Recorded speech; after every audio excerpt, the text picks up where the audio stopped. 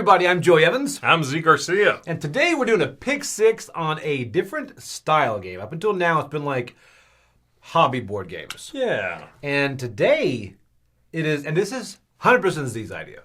Mm-hmm. Yeah, this is Monopoly. Now, Monopoly, we're not going to talk about whether or not we like the game. No, and it's irrelevant, really. The point is that this is a series that ideally is helping folks that like a game, whatever game that is, find other games that maybe are easy stepping stones to trying something else. Not a stepping stone in complexity or simplicity. It doesn't matter. It's just more games that might share something that they like. Right. And so many people play and enjoy Monopoly. They really do. And perhaps they are folks also that aren't aware of hobby board games, which is fine. That's what they want. You know, that's what they know. That's what they enjoy. But maybe these are some choices that could be more favored games of theirs. Exactly. And then when picking this, because Monopoly is one of these games that I've had people say I like Monopoly, and then I've tried to introduce them to other games. So some of these games are games I've tried to kind of get that next step. Sure. You know, because a lot of people in your circle will do that. So, okay, so again, we're doing 6, and I'm sure you probably had a lot more than the 3 you've chosen, right? I had a few, but I did not have that many, actually, because I was really avoiding a few things. I was really avoiding being too complex. That was it. I was avoiding the theme being something that might push people out by being too geeky or being too specific. Mm-hmm. Something that you couldn't introduce to your aunt who does not care about Marvel, has no idea who, Wonder Woman is, maybe, like that sort of thing. I was trying to avoid being too geeky, and I was trying to avoid it being too complicated. In fact, I tried to extrapolate 3 distinct aspects of Monopoly and find a game I thought would be a good correlation to that. That's how I did it. I like that. And the big thing I try to get is complexity. Try to keep it just as complex or maybe a bit higher. I think Monopoly says 1.8 or 1.9, so I try to keep around the 2 mark. I didn't look at the number. I find that number to be fully irrelevant on Board Game Geek, so I just went with my gut. Irrelevant. All right. Just went with my gut. Me versus Zee's gut. Here we go. Okay. All right. Let's start with number 3. My number 3 was because if you like, let's face it, some people think that games need to have dice rolling. Mm-hmm. They just do. Yeah. So this one, if I looked at that as something around the same complexity and not a roll and move, this is using dice in a different way, and I went to Machikoro. Okay.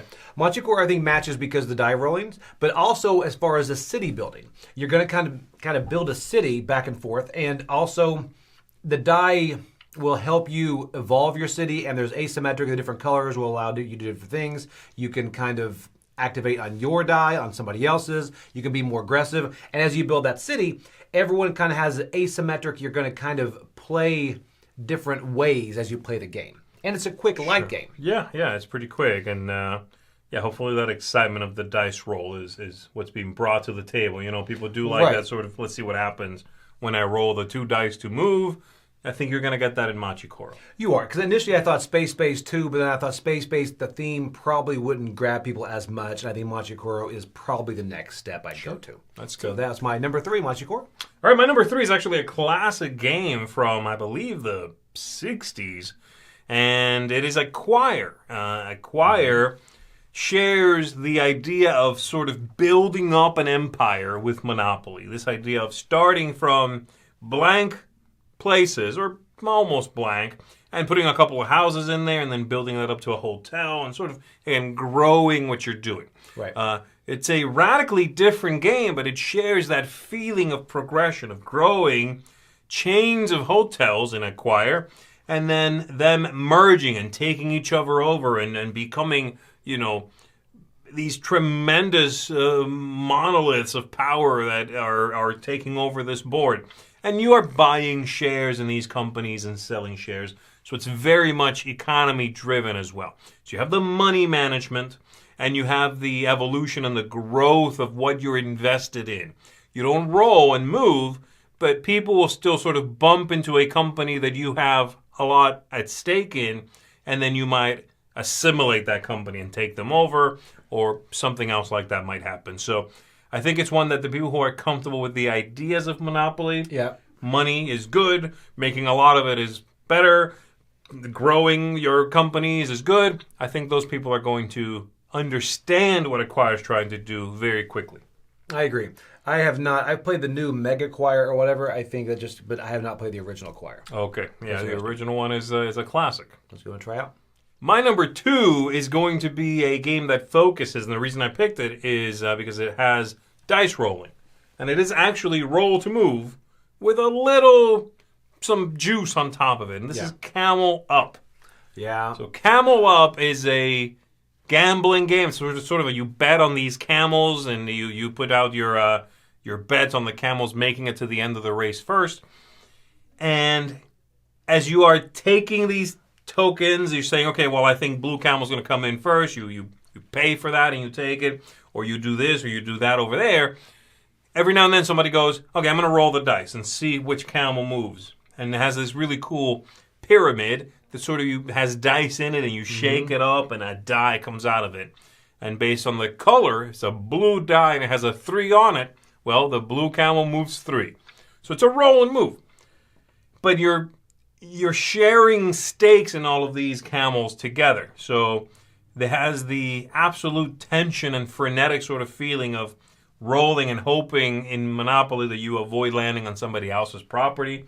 So it has that feeling a little bit.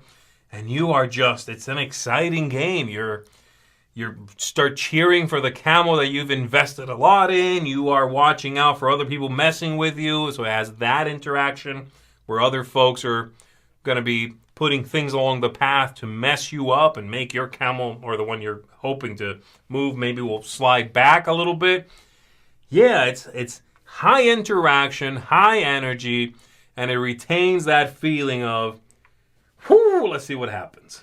Yeah, when you mentioned this one, I was jealous. I'm like, yeah, this one fits really well. Yeah. Because it's one of those that kind of not only is the next step, but it's like it shows them how just exciting. This game just breathes excitement. Sure. You know? And again, at the end of the day, how do you win Camel Up? Most money. Yep.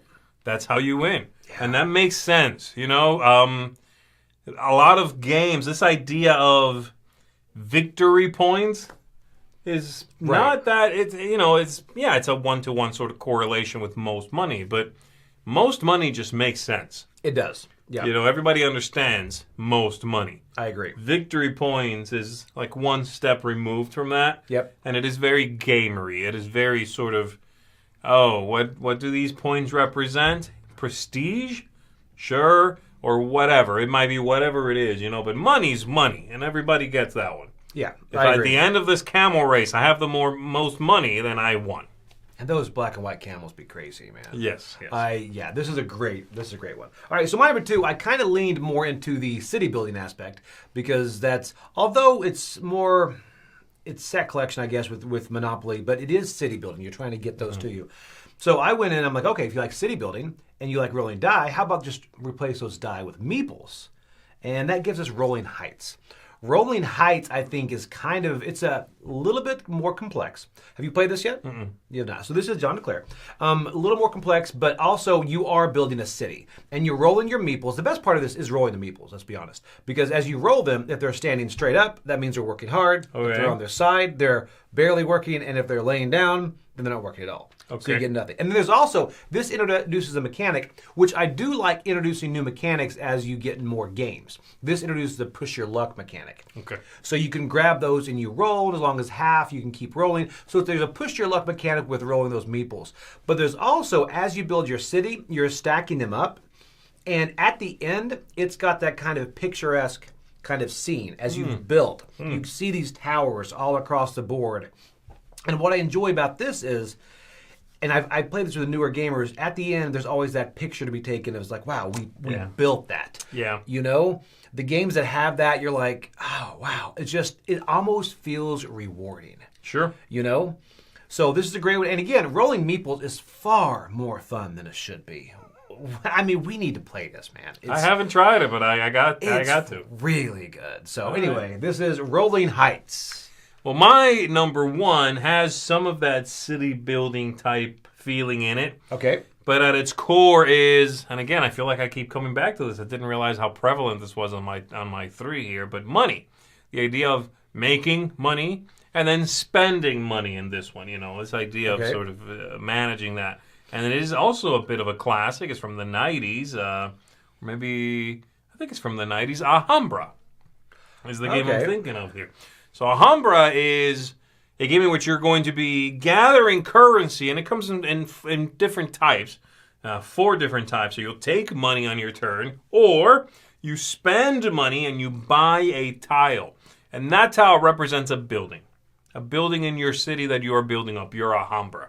And it might be I don't know, they have different types. So, okay, I buy this one mezzanine and I put it out in front of me and I keep putting out tiles next to each other, watching what I'm making grow and comparing my buildings to other players and seeing if I have basically a better looking town, city than the other players. If I have more of these types, then I get better rewards. I get victory points in this one. So again, the victory point thing is going to have to be dealt with at some point, but it's sort of, hey, look, my city looks better. I'm doing better. But yeah, I like that simplicity. This game is very straightforward of just taking the cash, managing that money, knowing that having a handful of money gives you a lot of flexibility as to what you can do and what you can buy. And a little bit of that feeling of, ooh, I know the player sitting across from me has 3 of these whatevers, and I'm sitting at only 2. I'm gonna buy that one sitting in the center of the table so I can match them, and maybe even another one, and then I'm doing the best in that category. Yeah. So I like that a lot. I like that money management aspect of the game. I have not played this one. This is a classic. Like I said, it's a game that's been around for a long time. I've done a bunch of different versions of it, and it is one of my go-tos to play with folks and teach to folks that haven't played that many games, and maybe they have enjoyed Monopoly and they've enjoyed some of these other games that are a little more readily available. Right. But I also really just like it. It's a fun game. It's one you can sort of talk while you're playing, and you do what you're doing, collecting your things, managing your little town. All right, I need to try it. Now, this one, for me, this one is an older game as well. Yeah. But it also introduces it has the auction mechanic, which I know Monopoly, some people don't play the fact that when you land on a property and you don't get it, you can auction it off to everyone else. I don't know if you play that way or not. But anyway, so you have the auction, also set collection. And this is an older game, but also a newer game. Theme is totally different. Okay. Any ideas what it is? No. Older, and the newer version of it, it's got auction, it's got set collection. And it's beautiful, and this is Raw. Oh, wow. Raw. Okay. Raw is one, and I say that only because since the new version came out, I have so many people that are just getting into hobby board gaming and only know things like Monopoly and Scrabble, things like that. I will bring them into Raw. Okay. Because a lot of those mechanics they know, but it kind of adds another element to those mechanics. Like the auction mechanic, people know, auctioning. But the fact this adds that sun tile where when you auction, you swap out with the one in the center. Sure. That adds just a little bit more to it, And it's so simple. I mean, I think you have 3 options. I think you can pull a tile, you can invoke Raw, or you can use your God power. Sure. That's pretty much it. Raw is a very simple game at its core, and it's like it is set collection. You're going down, you've got the different monuments and all that stuff you're going to collect. But it's a very simple game to teach. It looks beautiful on the table, and the mechanics are things that people know from other games. And once you've played a couple of rounds, too, then you discover that it also has a really nice amount of push your luck in it. Yes, it does. Sort of evolves into that. When you start playing, the very first time you play, you're like, okay, got it. Buy lots. You have a lot up for sale, and I could buy that thing. Cool. But then this like really interesting push your luck feeling comes into play. Yep. You're like, well, yeah, the lot is good right now, but I could make it better maybe if I pull another tile. Look at this. How much is this worth now? You know what I mean? Yeah, that's very interesting.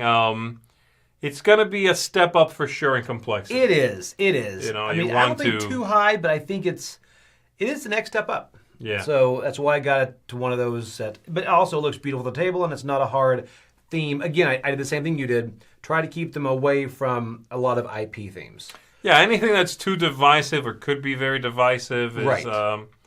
And that's great. If you do like Marvel, then there's a plethora of games that have Marvel themes or whatever, really, whatever you want. But if you want to have especially a diverse group, family and friends, play the same game, it can't be something too esoteric, or some folks are not going to be interested in that theme. So the city building stuff, everybody sort of gets and understands, Yep. a race. I mean, the quickest thing is camels racing, but that's sort of funny. So Right. that works for everybody. Yeah. So anyway, those were 6 games to try if you like Monopoly. Comment below on some that you have, some ideas that you have, things that you like, because really you can't doubt how popular Monopoly is. Absolutely, yeah. And, if it's your go-to, then keep going to it. Enjoy it. And maybe you want to dabble in something else, and perhaps one of these 6. Right. Or one of the comments below is something that's going to sing to you, and you can do Monopoly this week, this new discovery next week, go back and forth. It's always fun to broaden horizons and just have more choices available. Maybe some choices will be in this video. That sounds good. All right. Thanks, guys. I'm Joey Evans. I'm Zee Garcia. We'll see you later. Bye.